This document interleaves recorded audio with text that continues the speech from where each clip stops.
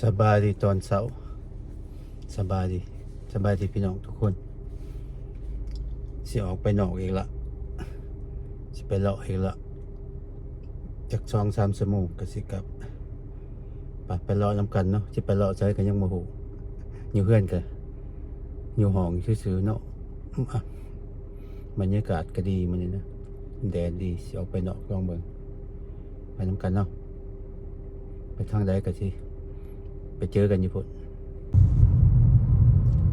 10 โมงเลยรถยังติดอยู่มันลูกพี่น้องทางเส้นนี้นะเป็นทางผ่าน13เหนือไปหา13ใต้มาแต่ทางด่วนผมมาเขาอันมาผ่านตัวเมือง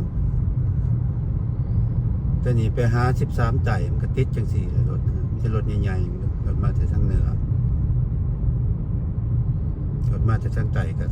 ทางเหนือก็ไปก็ติดคือกัน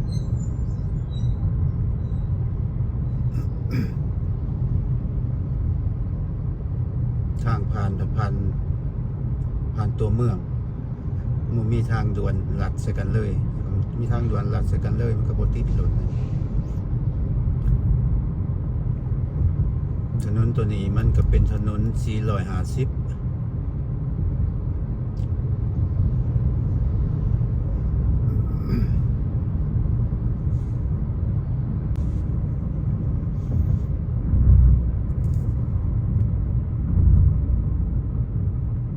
ทางเส้นนี้ดีเลย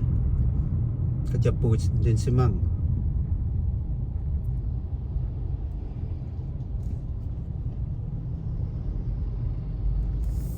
ขึ้นไปหอดพ้นห้องไปแล้วทางเส้นนี้มันดี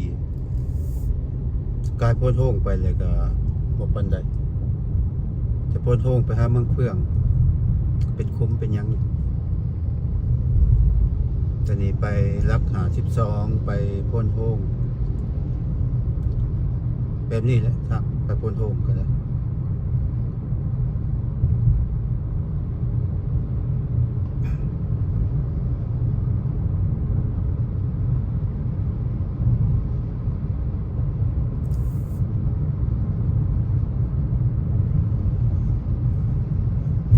เดือนหน้านี่ก็มีงานกินเจียงแล้วนี่แถวนี้แหละงานกินเจียงสิเกิดนี่ชนเผ่าลาวสูงก็จะเฮ็ดทุกปีคนหลายๆเด้อเขาเจ้าบ่ได้เฮ็ดพร้อมกันนะเฮ็ดไล่เลี่ยกันเฮ็ดอยู่นี่แล้วก็ใกล้สิจบแล้วก็ไปเฮ็ดอยู่เชียงขวางรักหา12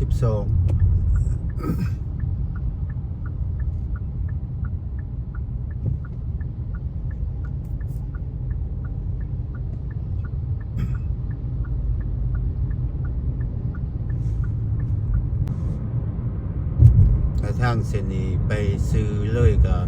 ขึ้นทางด่วนเลยไปวังเวียงไปเมืองเฟื่องทำเลี้ยวขวามันก็เป็น13เหนือไปซื้อเลยมันขึ้นทางด่วน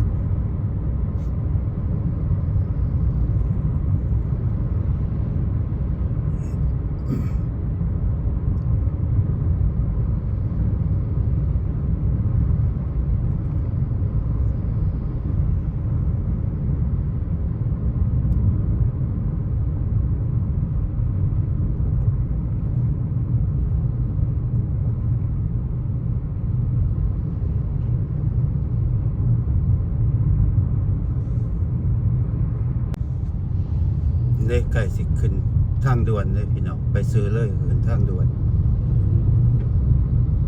พญาไพนี่สิเลี้ยวขวาก่อนสิขึ้นทางด่วนนี่มาประตูโค้งเข้าทางด่วนเลี้ยวขวาเป็น13เหนือไปพุ่นและรักหา12พ้นห้องไปหอดเมืองเฟื่องเคยไปเทื่อนึงกว่าสิเว้าได้มีทางแต่พ้นห้องไปเมืองเฟื่องโมเมนต์เทื่อนึงและ2เทื่อเลยขับรถไปเองเทื่อนึงน่ะขี่รถ2 แถวไปเห็นบ่ประตูโค้งเขาทางด่วน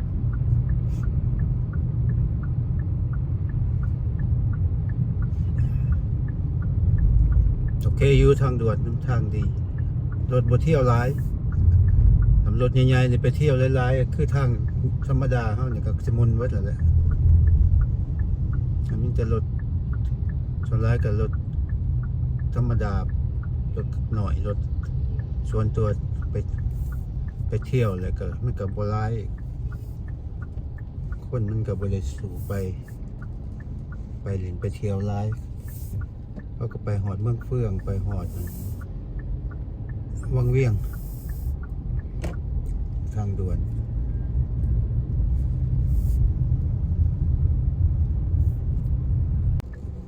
เรียกเขาไปนี่แล้วงานพังแห่งแม่นวะ400 เมตรเลี้ยวขวาทางเขาก็โอเคอยู่นะ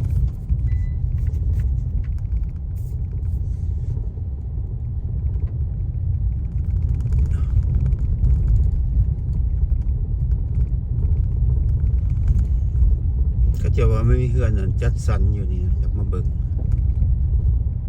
เป็นจังได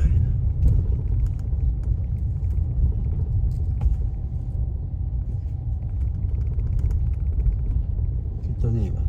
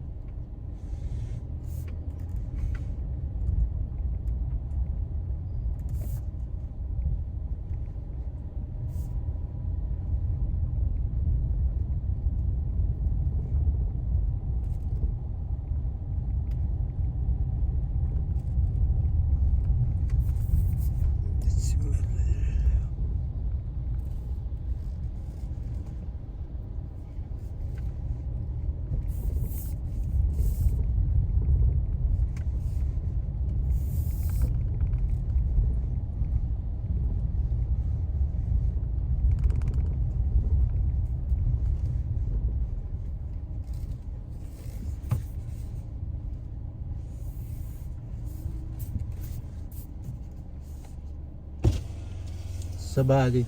อันนี้บ้านยังก็บ้านพังแห่งวะนั่นเรียกพังแห่งอยู่เทิงวะ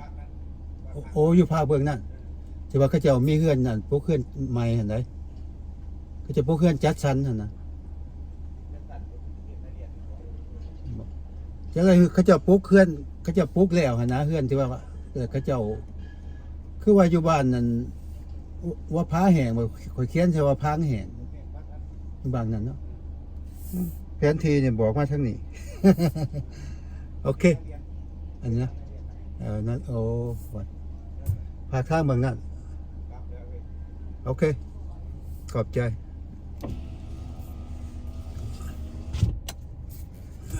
สภาวะจังสัน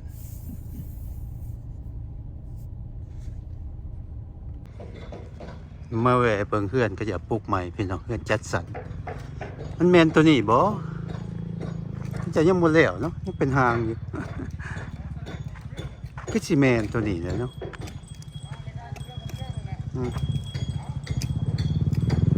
ยังบ่ทันแล้วจักหลังแมนตัวนี้วะ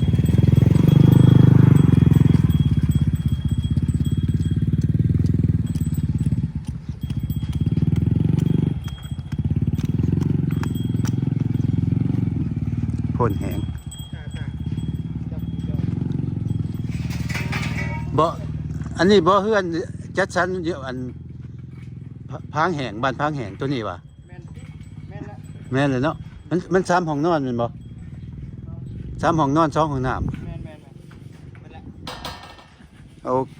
ก็เบิ่งรูปคือว่าเขาเจ้าปลูกแล้วก็มียังบ่ทันแล้วเนาะ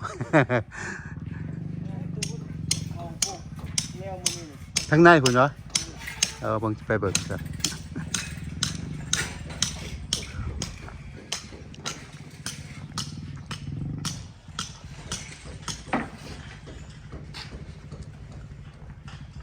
ล้าน ล้านเท่าไรกันราคาล้านเก่าคักอยู่เนาะก็สิงามอยู่เพื่อน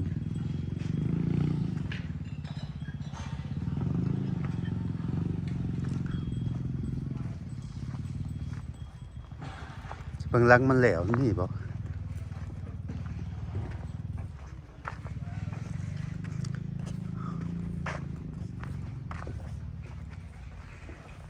มมีที่หลังแหลวเลย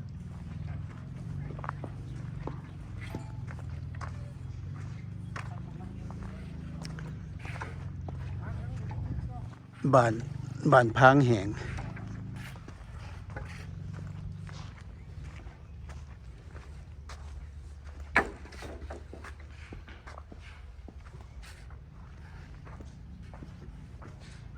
ยังพันแหลวจักหลัง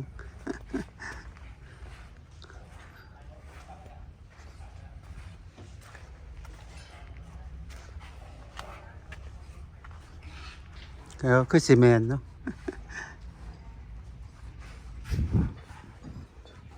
สบายดีอันนี้บ่เฮือนจะว่าบ้านพังแห่งนะแม่นตัวที่ว่าก็จะออกในอัน Facebook ข่อยเบิ่ง แม่นด้วย ว่าราคาเท่าใดก่อนล้านเท่าใดก่อนเริ่มต้นเลย195ล้าน9,500,000ล้าน9แสน นี่คุณกับอันตัวคณะของดินเนาะคืออันตัวหลังของดินขนาดดินมันจะเริ่มต้นเลย14แต่ว่ามันจะลึกเข้ามาดินมันจะว่าขึ้นใหญ่ขึ้นเนาะโดยนี่แหละเริ่มต้นตัว2ห้องนอนก็มีว่าอยู่นี่เริ่มต้น3ห้องนอนมีแต่3ห้องนอนเบิดต่างแต่ว่าตอนดินมันจะแตกต่างกันดินหน่อยดินละใหญ่เนาะตัวนี้ดินใหญ่เนาะแม่นตัวนี้ใหญ่สุดกว่า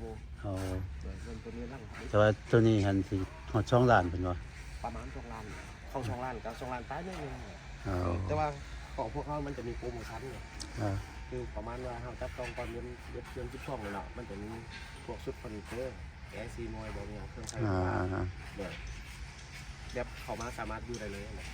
เคยเห็นเขากับมีหลายรายการที่ว่าเขาจะเอาโปรโมชั่นเขาจะเอาให้เป็นแอร์เป็นยังคืออันลูกค้ารังสมิธที่เขาจะจับจองเขาสามารถปรับปรุงได้ตอนนี้ของโมเดลเนาะคือเขาจะอยากได้ให้เป็นห้องนั่งเล่นเท่ากับคันนะเนี่ยไงอันนี้บนจอดรถสามารถจอดได้2 คันเนี่ยเขาย่างเขาได้ปะได้ย่างครับเขาเห็นในรูปที่ว่าเขาเจ้าเฮ็ดแบบสำเร็จแล้วก็มันก็งามอยู่เอาขึ้นสมัยเนาะ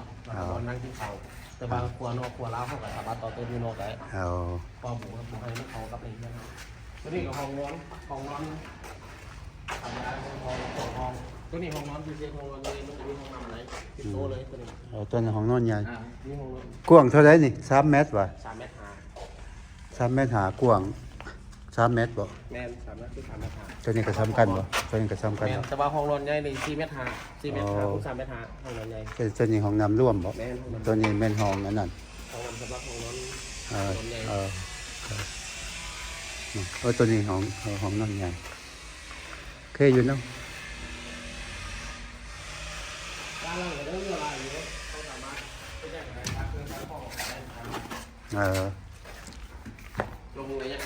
ดินเท่าไรกว่าทั้งกวางดินนี่ต่ำสุด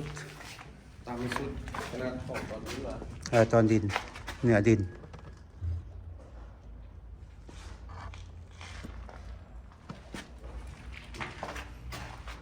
14.5 คูณ 17.8ตัวนี้แหละแม่ตัวนี้เลยใหญ่สุดเลยเป็นเสาคูณ 14.5ก็หมายว่ามันลึกแต่ว่านามันเท่ากัน 14.5เหมือนกันแต่ว่ามันลึกก็หมายว่าหลังสุดท้ายมันจะได้นาบานกว้างทั้งหนาเลยแม่น14ทั้งกว้าง14ทั้งลึกเลยแม่น20แม่นตัวหลังสุดท้ายนี่หลังใหญ่สุดมันดิ้นใหญ่สุดตอนนี้ตัวเริ่มต้นนี่ก็มีแต่ลึก17 เมตร 80แต่ว่านามัน14 เมตร50เหมือนกันงามอยู่ข่อยเบิ่งรูปที่ว่าสำเร็จแล้วก็คักอยู่เฮือนนี่เนาะเนี่ยที่อาคารของเขาเราที่แคปกันเลยเนี่ยเป็นดีครับนี่ที่แทนทางมันประมาณนี้เป็นทางการน้ำไฟเนาะมันจะมีบอลจอดรถ ตัวนี้มันเข้ามากับเป็นห้องโถงบอลทับแขกเนาะด้านขวามันก็เป็นบอลโซนกินข้าวบอลพักผ่อนมีห้องแต่งตัวนี่เนาะเรื่องที่ทั้งค้างนี่สามารถต่อเติมได้เนาะจะเป็นเฮือนครัวนอกบ่ซักรีดบ่เมียงนะเขาจะเทไปตรงปะไว้ให้ มีคนจองบ่หรือว่าอย่างว่ายัง มีคนจอง3-4 หลังแล้ว น้ำบ่ท่วมบ่แถว บ่ นี้ คือ อันนั้นมันเป็นเป็นบึงว่ะ ตอนนั้นมันเป็นหนองรวมบ้าน น้องรวมบ้าน ของบ้าน หลังนั้นก็ใหญ่ป่ะ พอกัน เท่ากันเนาะ เลยขนาดห้องพอกันหมด เฮือนนี่เท่ากันทางแต่ดินเนาะ แม่นคือตัวนี้ก็เป็นห้วยธรรมชาติเนาะมันออกจากกันห้วยเฮ็ดห้วยนั่นมาเลยแต่ว่าถ้าว่าน้ำมาลายเนี่ยเขาจะเอากระบอกเขาเพราะมันจะมีน้าอยู่กันทางทึงเนาะก็หมายว่าน้ำล้างมันน่ะเขากระบอกเขาน้าเขาคือกันย้ำนี่ก็ยังมีอยู่น้ำตลอดปี เคยขอบใจไปเขาจะย่างเลาะเบิ่ง หรือว่าเอาดินบ่ดินนี่ก็ยังเหลืออยู่ตอนนี้ ว่า ใหญ่เลย ราคาเท่าไรดิน ก็ได้1,400ต้องสามารถจ่าย 30% แล้วมันก็มีส่วนลดก็คือว่า 2% บ่ 3% บ่ เอา1,400อันแมตกะเล่1,400 บาทบ่เอา ตัวนี้มันทั้งล่างมันติดกับลำห้วยคลองธรรมชาติเลยลำห้วยตัวนี้มันจะเป็นดินตอนใหญ่เลยคือว่าด้านนานี่ของพวกเข้ากับอีเดนที่วีโต๊ะแล้วก็สเต็มนาให้จะมีห้องน้ำระบายน้ำอยู่นาตัวนี้เนาะแล้วก็ทางนี้ก็เป็นทางตู้วีโต๊ะมีไฟดำยำตัวตำชุดนี่ล้านเก่าเนาะ แมนการเก่าหา ล้านเก่าหาคือว่า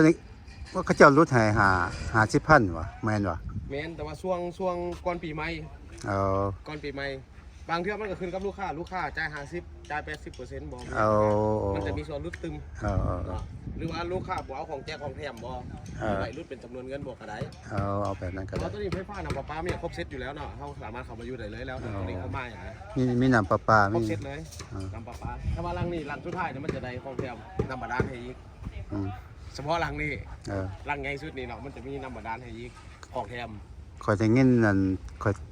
เท่าไอ้ช่างขอยลมแล้วว่าทำเจ้า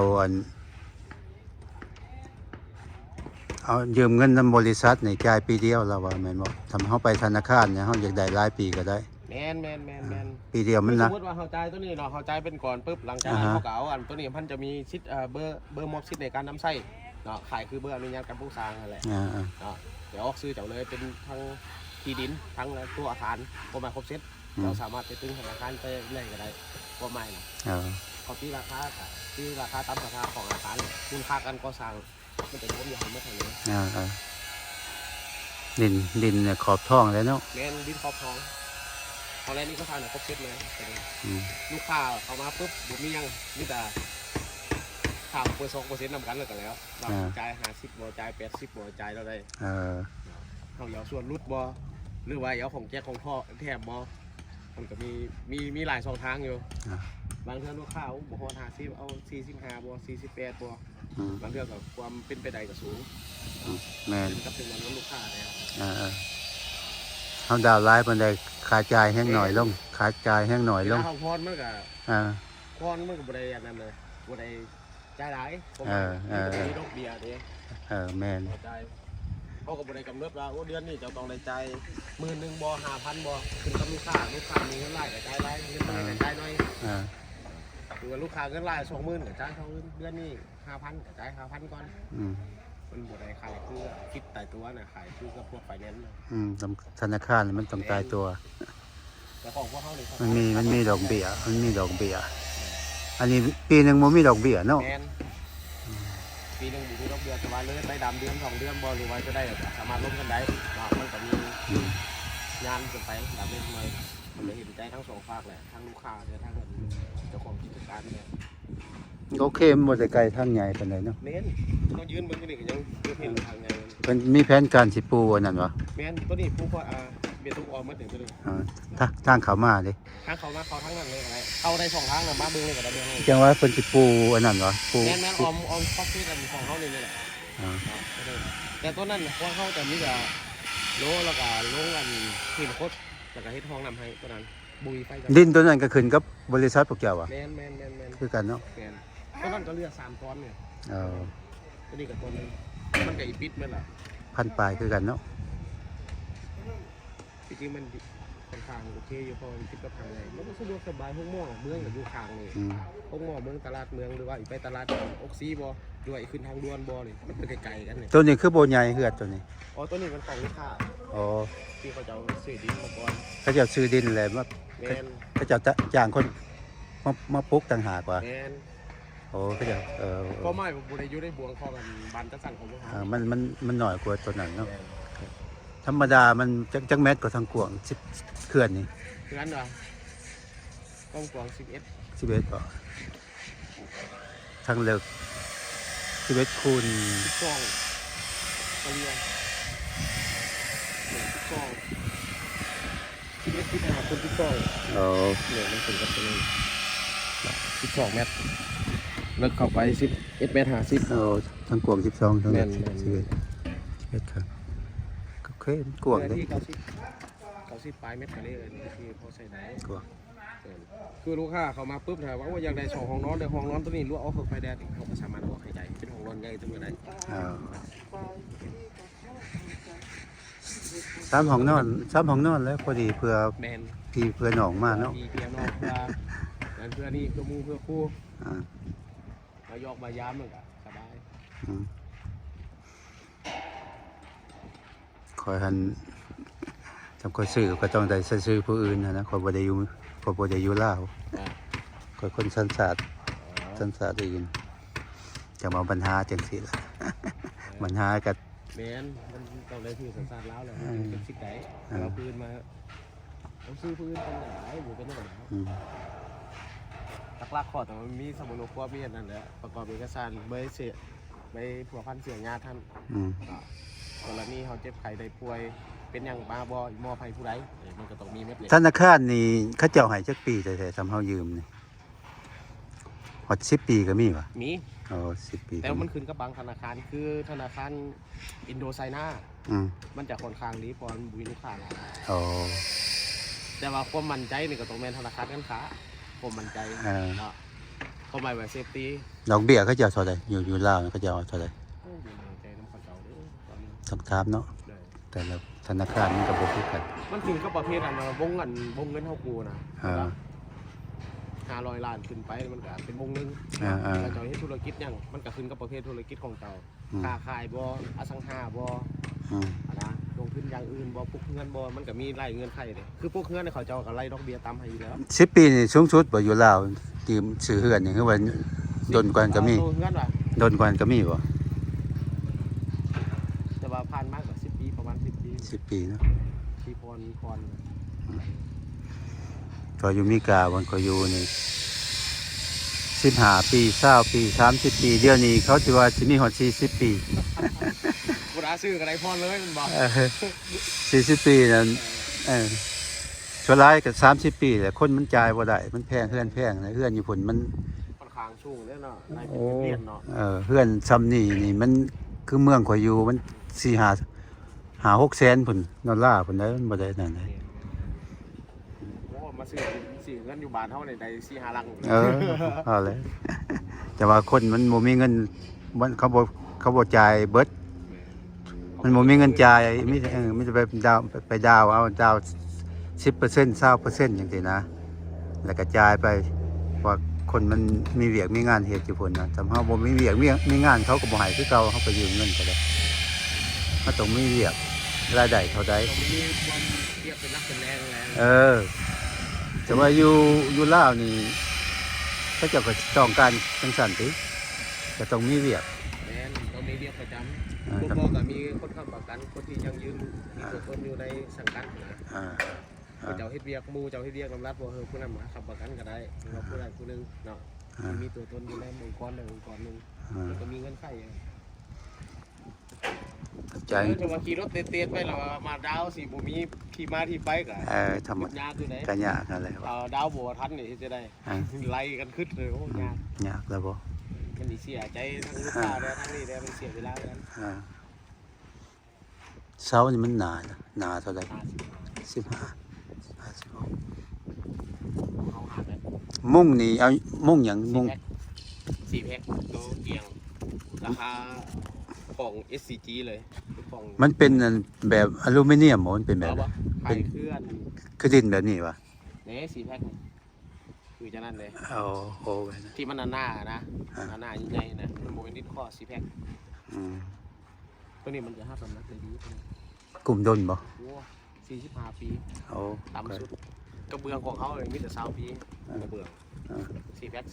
45 เพื่อนข่อยอยู่มีกาดตลอดชีวิต ก็ยังบ่เห็นบ่หยังเลยนี่คือว่ายังคือเก่าอยู่มันอยู่20กว่าปี 40 ปีนั่นมันก็มีอยู่แล้ว อืม 4 เรื่องมันก็บ่ทนทานดอกมีแต่เฮาเก็บ4ไม้40 ปี แต่ว่าคุณภาพใช้งานยังได้อยู่ อันเพดานสูงจากเมตรแต่พื้นขึ้นไป3 เมตรปลายวะ 3 เมตร 50 เอา3 เมตร 50 แม่น3 เมตร 50อืม ตัวนี้โอเคแต่ว่าเฮาก็เฮ็ดลุ่มเลยสำหรับห้องก็พ่นเฮ็ดลุ่มต่อไปเนาะแล้วก็LED ออมข้างแล้วก็บังบ่เสื่อนดอกไฟน่ะบ่เห็นดอกไฟนะ อืมสูงระหว่างครึ่งเมตรเนาะอันผืนมันนะ ตัวนี้60 เซน 60 เซน 65คือมันก็65ตัวนี้ อืม 15ตัวนี้งามเพราะตัวนี้ยังมีบัวตีนบัวเอวเนี่ยตัวนี้ อืม บัวขอบเวียนยังบ่ทันตัวนี้ หลานเก่าหา ที่จริงมันก็ราคานี่มันค่อนข้างบ่ได้สูงนะมันขึ้นกับอันทำเลเนาะ อืม คือจุดกันที่ห่างจากกันเส้นทางใหญ่นะคือบางโครงการอยู่ไกลเคียงกันเลยคือนาเลียนเลยแต่ว่ามันเขาจากทางใหญ่ไปมันกับเขาเลิกเด็ อืม Ừ. แล้วก็ทางคู่ขับอีกครั้งเขาชุมชนเป็นอะไร อืม ตัวนี้มันเป็นโซนเกี่ยวกับโซนส่วนตัวนี่สามารถเขาออกสบายเลย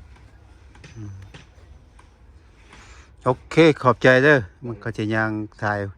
วิดีโอเลาะ เดี๋ยวเบิ่งตื้มโครงการหนึงของเฮาก็ได้อยู่นะ เออ นาซ้ายนี่ตอนนั้นราคาเริ่มต้น1,000หลังโรงเรียนนาซ้ายน่ะมอสอนาซ้ายนี่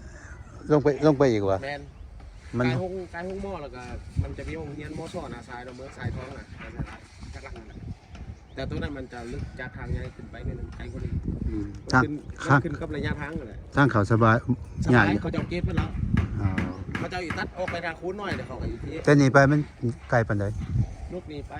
ประมาณมือ3 โลนี่ 3 โล 4 โล อ๋อ เขาอ้อมวิทย์นาทางไปแบบนี้ห้องหม้อพวกเลย มันมีห้องหมอทางเขาใกล้ห้องหมอเลย แม วะ นห้องหม้อเมืองหรือไกลห้องหม้อเมืองไปนึงกับเป็นมอสอนาซ้ายเลี้ยวขวาเลย อ๋อ หลังห้องหม้อนาซ้ายหลังโรงเรียนนาซ้าย ทำคนลงไปจังสี่แมันเลี้ยวครัว แมนมันจะติดไปทางไปนาคูนทางไปทางงอนไม่อย่างเดียว อ๋อ ไปใหญ่เลยก็เลี้ยวเลย จะว่า1,000อันดินบ่ แมนเริ่มต้น1,000 ตามเมตร แมนต่อเมตรไปเลย อ่าโอเคขอบใจ เด้อ ข่อยล่มเถาอีสังเล่าอันว่านี่ข่อยไปทางบ้านนี่ทางไกลๆหัวบ้านหัวเสียง อ๋อ ลืมซื้อแล้ว แล้วก็เราส่งเงินอันนี้แหละมาให้ข่อยโลเคชั่น เช็คเบิ่งไม่เห็นถ้าว่ากรณีที่ต้องการเอาบ่อนั้นนี่ถ้าว่าเงินบ่ถึงบ่อนี่เขาสามารถล้มกับบันเจ้าของกิจการให้ได้เล็กน้อย อ่า พอเป็นตาลุดตาย้อนตายานดำเล็กน้อยบ่นะ อ่า ราคาสามารถลดกันได้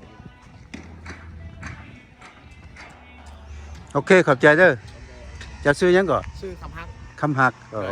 คำหั เอา ก เบอร์ติดต่อไปกันนี้เพื่อนถ้ากรณีอยากได้ข้อมูลอย่างไรว่าหานอกกันได้เลยวันนอก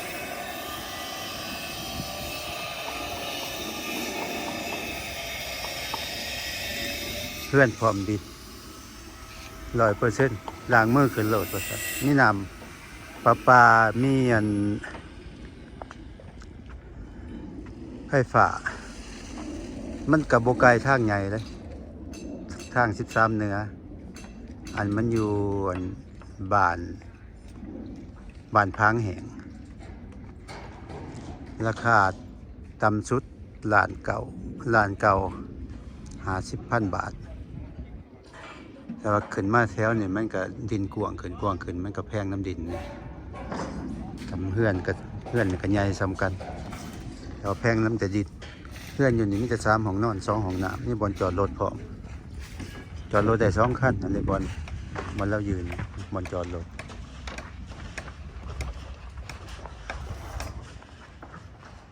อีก2 เดือน 3 เดือนก็แล้วเพื่อนเขาเจ้าแล้วงามอยู่แล้วเขาจะปลูกเพื่อนอยู่ล่างแต่ว่าเรื่องคุณภาพมันก็สิโอเคอยู่ที่เพื่อนดินจังซี่ก็จะเอาดินบล็อกใหญ่ๆเฮ็ดโมเมนต์ดินจีมันดินจีก่อนหน่อยดินบล็อกอันนี้มันธรรมดาเขาเฮ็ดอันเฮ็ดเบลดิ้งใหญ่ๆเลยเขาใส่อันนี้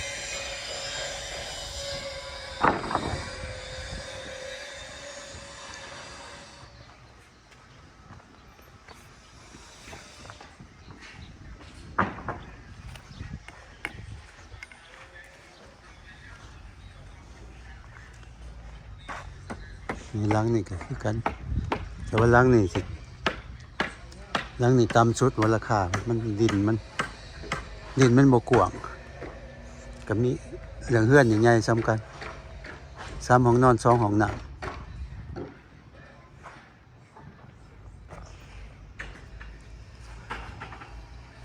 โอเคประมาณนั้นพี่น้องขอบคุณขอบใจอะไรที่มาเบิ่ง